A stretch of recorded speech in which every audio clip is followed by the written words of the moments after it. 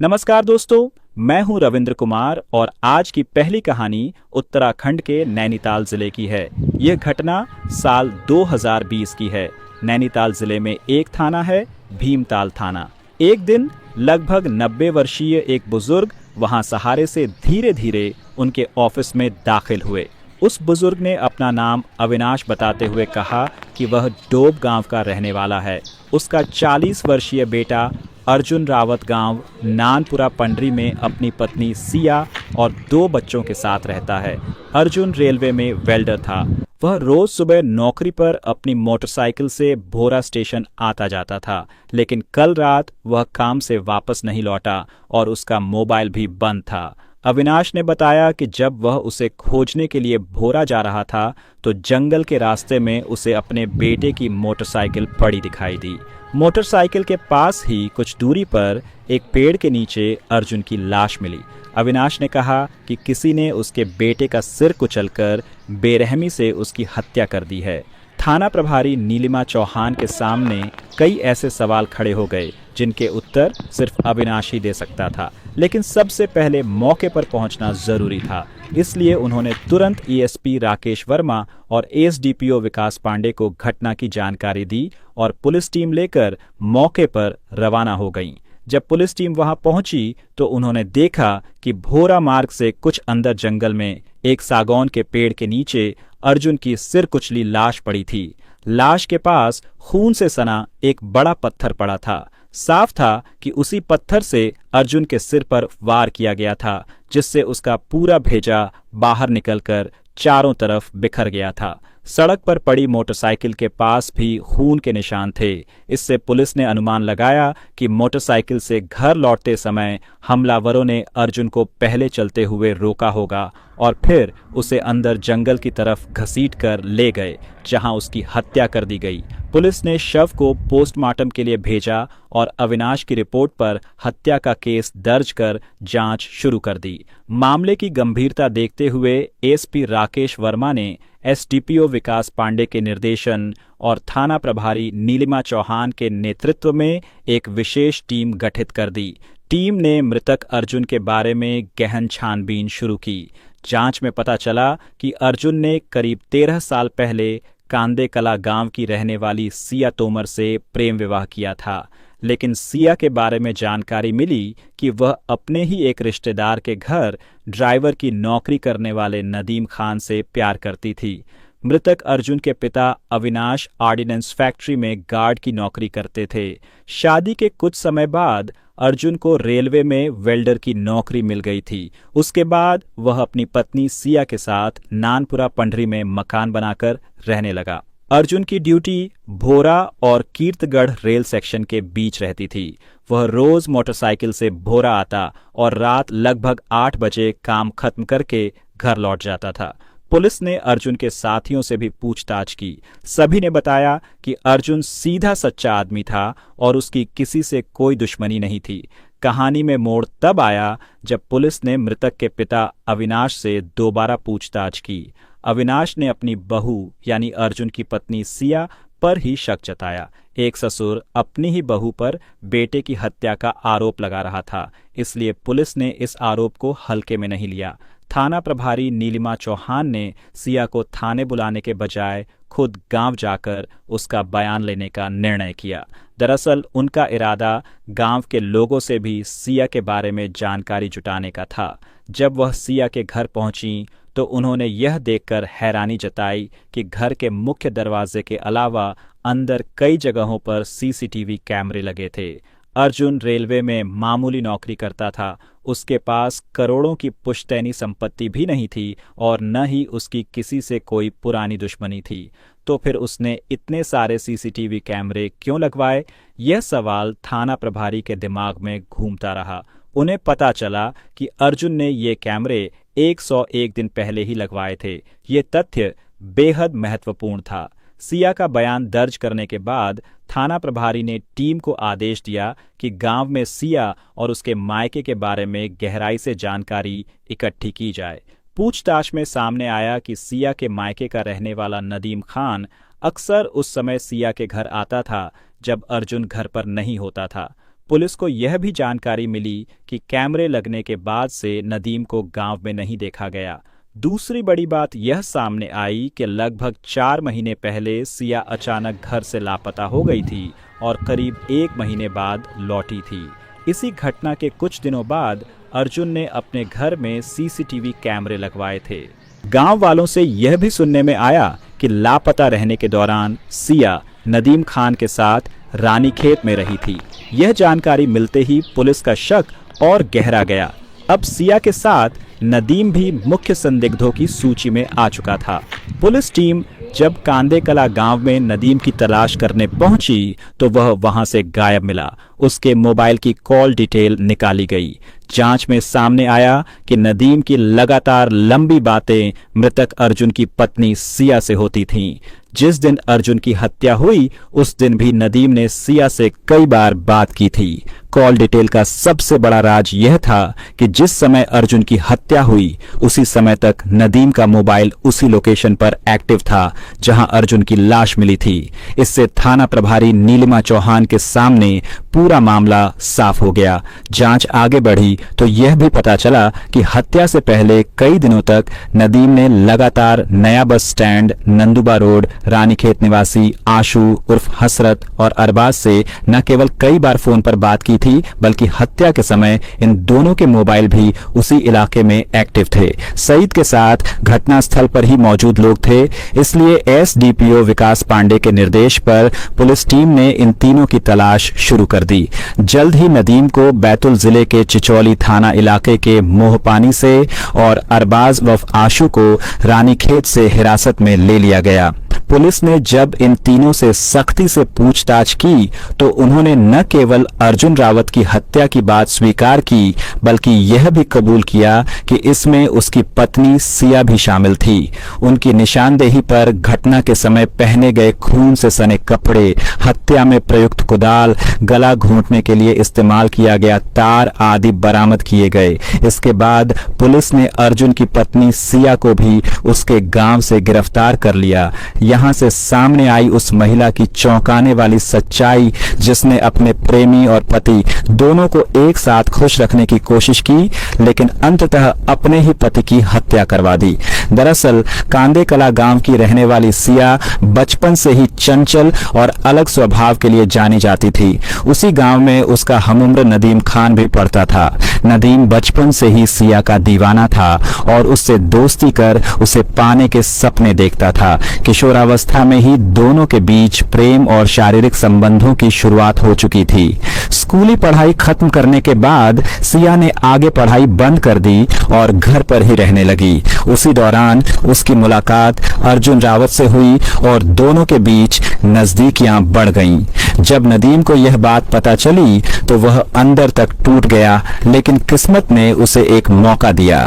सिया के रिश्ते के एक भाई ने खेतीबाड़ी के काम के लिए नदीम को ट्रैक्टर ड्राइवर की नौकरी पर रख लिया। इससे नदीम को सिया के घर के आसपास रहने का मौका मिलने लगा। नदीम शातिर था। उसका असली मकसद नौकरी करना नहीं बल्कि सिया के करीब रहना था। धीरे धीरे नदीम ने अपने व्यवहार से सिया के पूरे परिवार का दिल जीत लिया। अब उसका सिया के घर आना जाना बेरोक टोक हो गया। जब सिया को पता चला कि नदीम सिर्फ उसकी दीवानगी की वजह से ड्राइवर की नौकरी करने आया है तो उसने उसकी इस दीवानगी को और हवा दी। यहीं से कहानी ने खतरनाक मोड़ लिया। सिया ने एक ही समय पर दो प्रेमियों को अपनी जिंदगी में जगह दी, नदीम और अर्जुन। वह नदीम से निकाह का वादा करती तो अर्जुन से शादी का, जबकि वह जानती थी कि दोनों बातें एक साथ संभव नहीं थीं।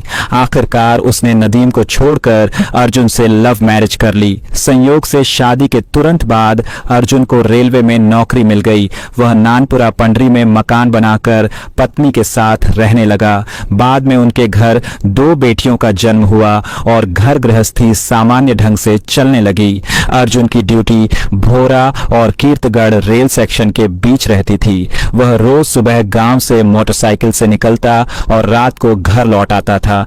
दिन भर घर पर अकेली रहने वाली सिया ने इस समय का उपयोग फिर से पुरानी पुराने प्रेमी नदीम से मिलने के लिए करना शुरू कर दिया और अपनी दुग्गी बाजबाती रही। जब अर्जुन काम पर चला जाता तो सिया घर का दरवाजा बंद कर नदीम को अंदर बुला लेती। दोनों दिन भर वासना के खेल में डूबे रहते और शाम से पहले नदीम वापस अपने घर चला जाता, उसकी टाइट दुग्गी बजाकर। इस दौरान नदीम किसी न किसी बहाने सिया से पैसे भी ऐंठता रहता था। गांव में इन दोनों की नजदीकियों की चर्चा फैलने लगी और बात अर्जुन तक पहुंची। एक दो बार अर्जुन ने सिया को इशारे में समझाने की कोशिश भी की। सिया समझ गई कि अब नदीम को घर बुलाना खतरनाक हो सकता है। उसने नदीम से इस बारे में बात की तो नदीम ने उसे भाग चलने के लिए तैयार कर लिया, क्योंकि उसकी दुग्गी में इतनी गर्मी थी कि उसका पति उसकी दुग्गी बाज नहीं पता था। फिर आया 8 अगस्त 2020 का दिन। सिया अपने बच्चों और पति को छोड़कर नदीम के साथ भाग गई। वे दोनों रानीखेत पहुंचे, जहां नदीम के दोस्त अरबाज और आशू ने उनके रहने की व्यवस्था पहले से कर रखी थी। पत्नी के भाग जाने से अर्जुन टूट चुका था। उसे विश्वास नहीं हो रहा था कि जिस महिला से उसने प्रेम विवाह किया वही उसे और बच्चों को छोड़कर किसी और के साथ चली जाएगी। इधर लगभग 1 महीने तक सिया द्वारा घर से लाए गए पैसों पर नदीम और उसके दोस्त ऐश करते रहे, लेकिन फिर नदीम ने सिया को वापस अर्जुन के पास भेज दिया। घर लौटी पत्नी को अर्जुन स्वीकार तो नहीं करना चाहता था, लेकिन बच्चों की खातिर उसने सिया को माफ कर दिया। आगे ऐसा न हो इसके लिए उसने घर में कई सीसीटीवी कैमरे लगवा दिए। वह ड्यूटी पर रहते हुए मोबाइल से घर पर नजर रखता।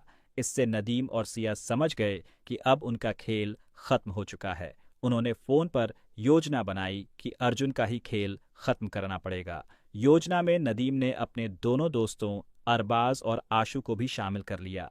इसके बाद 30 सितंबर 2020 की रात ड्यूटी से लौट रहे अर्जुन को तीनों ने रास्ते में रोक लिया। उन्होंने साथ लाए तार से उसका गला घोंटा और फिर भारी पत्थर से उसका सिर कुचल दिया। नदीम और सिया को लगा कि मामला दब जाएगा और कुछ समय बाद वे फिर से पहले की तरह ऐश कर पाएंगे, लेकिन उनकी यह उम्मीद टूट गई। थाना प्रभारी नीलिमा चौहान ने सिर्फ 4 दिनों के भीतर ही सभी आरोपियों को सलाखों के पीछे पहुंचा दिया। रोजीना की नौकरानी ने पुलिस को बताया कि जब कई बार उसने रोजीना को आवाज दी और कमरे का दरवाजा नहीं खुला तो उसे कुछ गड़बड़ होने का शक हुआ। वह 2 बार रोशनी के घर तक गई और लौट आई, लेकिन तीसरी बार जब वह पहुंची और दरवाज़ा फिर से बंद पाया तो उसने तुरंत यह बात आसपास के पड़ोसियों और फ्लैट मालिक सुनील सखाराम को बताई। सुनील सखाराम ने जब डुप्लीकेट चाबी से दरवाज़ा खोला तो अंदर का नज़ारा देखकर सब दंग रह गए। कमरा बुरी तरह अस्त व्यस्त था और माहौल से साफ लग रहा था कि यहाँ कुछ बहुत ही खौफनाक हुआ है। मामला बेहद गंभीर था, इसीलिए सुनील ने बिना देर किए पुलिस कंट्रोल रूम और नजदीकी भीमताल थाना दोनों को सूचना दे दी। थोड़ी ही देर में एसआई सिद्धार्थ मौके पर पहुंच गए और पूछताछ की शुरुआती प्रक्रिया शुरू की। लेकिन जैसे ही यह खबर फैली, थाना प्रभारी एमएम मुजावर, इंस्पेक्टर अर्जुन रावत, अतिरिक्त पुलिस आयुक्त दिलीप सावंत, एसीपी सुहास पाटिल और फॉरेंसिक टीम भी घटनास्थल पर पहुंच गए। जांच की सभी औपचारिकताओं को पूरा करने के बाद वरिष्ठ अधिकारियों ने यह जिम्मेदारी इंस्पेक्टर अर्जुन रावत को सौंपी। रावत अपनी तेज और नतीजे तक पहुंचने वाली कार्यशैली के लिए जाने जाते थे। उन्होंने तुरंत एक स्पेशल इन्वेस्टिगेशन टीम बनाई और केस को हाथ में ले लिया। सबसे पहले पूरे घर की बारीकी से तलाशी ली गई। फॉरेंसिक एक्सपर्ट्स ने कमरे से उंगलियों के निशान, खून के नमूने और कई महत्वपूर्ण सबूत इकट्ठा किए। जैसे जैसे सुराग मिलने लगे, केस का रहस्य और गहराता चला गया। टीम ने रोजीना शेख उर्फ रोशनी का मोबाइल खंगाला। कॉल डिटेल्स सामने आते ही एक चौंकाने वाली बात पता चली। हत्या से कुछ घंटे पहले ही रोशनी की लंबी बातचीत एक शख्स से हुई थी जिसका नाम था स्वप्न रोहिदास। यह उसका पुराना जानकार था। इसी दौरान पुलिस को कमरे से एक बियर की बोतल भी मिली। फॉरेंसिक टीम ने उसका बैच नंबर नोट किया और ट्रेस करते करते उस शराब की दुकान तक पहुंचे जहां से यह बोतल खरीदी गई थी। दुकान के मालिक ने बताया कि यह बोतल उसी शाम एक अजनबी ग्राहक ने ली थी। अब पुलिस ने अगला कदम उठाया। घटनास्थल और शराब की दुकान के आसपास लगे सीसीटीवी कैमरों की फुटेज निकाली गई और वहीं से सबसे बड़ा राज सामने आया। कैमरों में साफ दिखा कि स्वप्न रोहिदास ही उस दिन शाम को रोशनी के फ्लैट की ओर जाता हुआ दिखाई दिया था। शराब की दुकान के कैमरे में भी वही बोतल खरीदते हुए कैद हुआ था। अब पुलिस के पास इतने ठोस सबूत थे कि शक सीधे सीधे उसी पर टिक गया। सीसीटीवी फुटेज, कॉल डिटेल्स और बियर की बोतल, तीनों सुराग एक ही नाम पर जाकर रुक रहे थे, स्वप्न रोहिदास। पिता की मौत के बाद घर की सारी जिम्मेदारियां उसकी मां के कंधों पर आ गईं।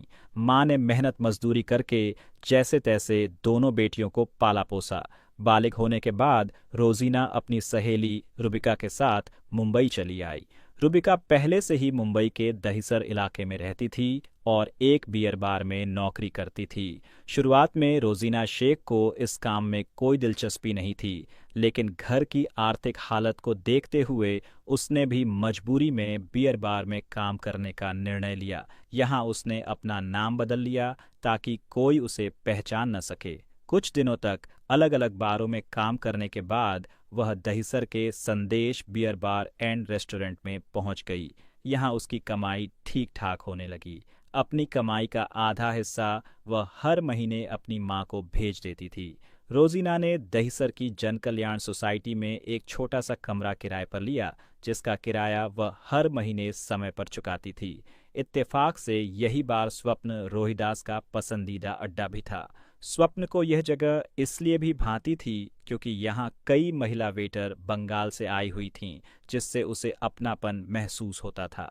एक रात की बात है, स्वप्न रोहिदास एक कोने की टेबल पर बैठा बियर पी रहा था कि अचानक उसकी निगाह एक खूबसूरत युवती यानी रोजीना पर पड़ी। वह ग्राहकों को मुस्कुराकर बियर परोस रही थी। उसकी मुस्कान ने स्वप्न के दिल में ऐसी जगह बनाई कि वह नजरें हटाने में नाकाम रहा। जब तक वह बार में रहा, उसकी आंखें सिर्फ रोजीना का पीछा करती रहीं। उस रात जब स्वप्न घर लौटा तो बेचैन था, चाहकर भी नींद नहीं आ रही थी। दिमाग में बार बार वही चेहरा घूम रहा था। उसे यह भी याद नहीं रहा कि वह शादीशुदा है और एक बेटी का पिता भी। अगले दिन वह सामान्य से भी जल्दी संदेश बियर बार एंड रेस्टोरेंट पहुंच गया। उसने वही टेबल चुनी जिसे आमतौर पर रोजीना अटेंड करती थी। जैसे ही वह बैठा, रोजीना उसके पास आई और मुस्कुराते हुए मेन्यू कार्ड थमा दिया। खाना पीना मंगाने के बाद स्वप्न ने उसे एक मोटी टिप दी और फिर घर लौट आया। अब यह सिलसिला रोज का हो गया। स्वप्न रोजाना उसी टेबल पर बैठने लगा और मौका पाकर रोजीना से बातें करने की कोशिश करता। धीरे धीरे दोनों में जान पहचान बढ़ी। बातचीत से पता चला कि रोजीना शेख उर्फ रोशनी भी उसी प्रांत और जिले की रहने वाली है जहां से स्वप्न रोहिदास आता था। धीरे धीरे यह जान पहचान दोस्ती में बदल गई। स्वप्न ने साफ कहा कि वह दोस्ती चाहता है। स्वप्न की पर्सनैलिटी, उसका आत्मविश्वास और अच्छी कमाई देखकर रोजीना ने भी उसे अच्छा युवक माना और उसकी दोस्ती स्वीकार कर ली। रोजीना ने कभी सोचा भी नहीं था कि उसकी जिंदगी में अचानक कोई आएगा और उसके दिलो दिमाग पर छा जाएगा। अब रोजीना और स्वप्न अक्सर मिलने लगे। शुरुआत में उनका मिलना बियर बार तक ही सीमित था। बार खुलने से पहले वे वहीं बातें कर लेते और जब रोजीना की ड्यूटी खत्म होती तो स्वप्न उसे घर तक छोड़कर आता। छुट्टी वाले दिनों में दोनों साथ वक्त बिताते। धीरे धीरे स्वप्न ने रोजीना की जिंदगी में एक खास जगह बना ली। रोशनी को भरोसा हो गया कि यही वह इंसान है जिसके साथ वह अपना भविष्य देख सकती है। एक दिन उसने हिम्मत करके अपने दिल की बात कह दी। उसने स्वप्न से कहा कि वह उसके साथ एक नई गृहस्थी बसाने का सपना देख रही है। लेकिन यह सुनते ही स्वप्न का चेहरा उतर गया। उसके दिमाग में हलचल मच गई। असलियत यह थी कि वह रोजीना से सिर्फ टाइम पास कर रहा था, गंभीरता कभी नहीं थी। सबसे बड़ी सच्चाई जो रोशनी नहीं जानती थी वह यह कि स्वप्न पहले से शादीशुदा था और एक बेटी का पिता भी। स्वप्न ने चालाकी से बात टाल दी और ऐसा जताया जैसे वह भी इस रिश्ते को लेकर गंभीर है, बस अभी सही समय नहीं है। रोशनी उसकी बातों में फंस गई, लेकिन धीरे धीरे हालात बदलने लगे। वह दिन रोशनी के लिए सबसे बड़ा झटका साबित हुआ। जब उसे सच्चाई पता चली। उसे एहसास हुआ कि उसका प्रेमी न सिर्फ शादीशुदा है बल्कि एक बच्ची का पिता भी है। यह जानकर उसने उससे दूरी बनाना शुरू कर दी। अब बार में भी वह स्वप्न से उतना ही व्यवहार करती जितना किसी और ग्राहक से। यह बदलाव स्वप्न को बर्दाश्त नहीं हुआ। उसने सोच लिया था कि रोशनी से उसने जितनी मौज मस्ती की है उसका हिसाब वह किसी भी तरह वसूल करेगा। वहीं रोशनी ने भी उसे धमकाना शुरू कर दिया। वह कहने लगी कि अगर उसने उसका साथ छोड़ दिया तो वह उसकी पत्नी और घर वालों को सब सच बता देगी। घटना वाले दिन स्वप्न की छुट्टी थी। उसने रोशनी को फोन किया लेकिन उसने कॉल रिसीव नहीं की। कई बार कॉल करने के बाद जब उसने फोन उठाया तो स्वप्न ने उसे एक तय जगह पर बुलाया, लेकिन रोशनी नहीं आई। इससे स्वप्न आग बबूला हो गया। शाम को गुस्से में उसने दहिसर की एक शराब की दुकान से बियर की बोतल खरीदी और सीधे रोजीना शेख उर्फ रोशनी के घर पहुंच गया। वहीं बैठकर उसने बियर पी। फिर रोशनी से पूछा कि वह मिलने क्यों नहीं आई। रोशनी ने जवाब दिया, मेरा मूड ठीक नहीं था, गांव से मां का फोन आया था, मुझे पैसों की सख्त जरूरत है, तुम मेरी मदद करो। यह सुनकर स्वप्न भड़क उठा। उसने कहा, तुम मुझे क्या बैंक समझती हो, जब देखो पैसे मांग लेती हो। नशे में चूर स्वप्न की यह बात सुनकर रोशनी भी भड़क गई। उसने पलटकर कहा, तो क्या तुम मुझे अपनी बीवी समझते हो कि मैं तुम्हारी हर बात मानूं? बात इतनी बढ़ गई कि स्वप्न आपा खो बैठा। गुस्से में उसने पास रखी तौलिया उठाई और रोशनी के गले में कस दी। कुछ ही पलों में दम घुटने से रोजीना शेख उर्फ रोशनी की मौत हो गई। हत्या के बाद जब स्वप्न का गुस्सा शांत हुआ तो उसके होश उड़ गए। हाथों में हथकड़ी और कानून का खौफ उसके सामने तैरने लगा। बचने के लिए उसने हत्या को चोरी का रूप देने की कोशिश की। उसने अलमारी खोली, सामान बिखेर दिया और उसमें रखे कीमती गहने, 1.25 लाख नकदी और 2 मोबाइल फोन लेकर वहां से भाग निकला। वह सीधे अपने कमरे पहुंचा और वहां से अगले ही दिन पश्चिम बंगाल स्थित अपने गांव भाग गया। स्वप्न रोहिदास को लगा था कि मुंबई से भागकर अगर वह अपने गांव नैनीताल की ओर निकल जाएगा तो पुलिस उसे कभी नहीं ढूंढ पाएगी। लेकिन इंस्पेक्टर अर्जुन रावत और उनकी टीम ने जिस तेजी और चतुराई से सबूत इकट्ठा किए, उससे पूरा मामला कुछ ही दिनों में साफ हो गया। सीसीटीवी फुटेज, फोरेंसिक रिपोर्ट और कॉल डिटेल्स, इन तीनों ने पुलिस को सही दिशा में पहुंचा दिया। गिरफ्तारी के बाद पूछताछ के दौरान स्वप्न ने खुद माना कि नशे की हालत में उसने रोशनी की बेरहमी से हत्या की थी। पुलिस ने जब कोर्ट में सबूत पेश किए तो बचाव पक्ष के पास कहने को कुछ नहीं बचा। अदालत ने उसे आजीवन कारावास की सजा सुनाई। यह घटना हमें यह सोचने पर मजबूर करती है कि झूठे रिश्ते, गैर जिम्मेदाराना फैसले और पल भर की गलती कितनी बड़ी त्रासदी का कारण बन सकते हैं। स्वप्न ने अपने स्वार्थ और लालच के लिए न सिर्फ रोशनी की जिंदगी बर्बाद की बल्कि खुद को भी हमेशा के लिए जेल की सलाखों के पीछे धकेल दिया। रोशनी ने जब उसे धमकी दी थी कि वह उसकी पत्नी और परिवार को सब कुछ बता देगी तो वह धमकी उनके रिश्ते का सबसे खतरनाक मोड़ बन गई।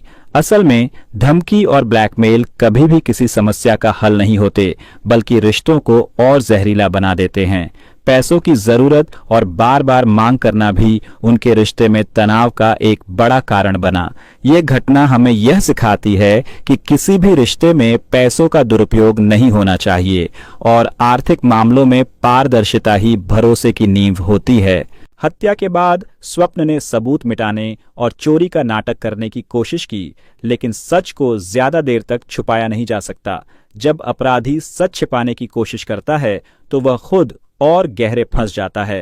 रोशनी की सबसे बड़ी गलती थी अकेले रहकर ऐसे इंसान पर भरोसा करना जो ईमानदार नहीं था। किसी पर भरोसा करने से पहले उसकी नीयत और चरित्र को परखना बेहद जरूरी है। यह पूरी घटना हमें यह सिखाती है कि धोखा, झूठ और हिंसा कभी भी समस्याओं का हल नहीं हो सकते। रिश्तों में अगर कोई चीज टिक सकती है तो वह है ईमानदारी, संवाद और आपसी विश्वास। हमारा मकसद केवल कहानी सुनाना नहीं है बल्कि यह याद दिलाना है कि गलत रास्ते हमें सिर्फ बर्बादी की ओर ले जाते हैं। हमें ऐसा समाज बनाना है जहां प्यार और सच्चाई की कीमत हो, न कि लालच और धोखे की। दोस्तों, ऐसी सच्ची घटनाओं से हमें सीख लेनी चाहिए। सही फैसले ही एक खुशहाल और सुरक्षित जीवन की नींव रखते हैं। तो जब तक मैं एक और खौफनाक और सच्ची घटना लेकर लौटूं, तब तक सतर्क रहें, सुरक्षित रहें और सोच समझकर हर कदम बढ़ाएं।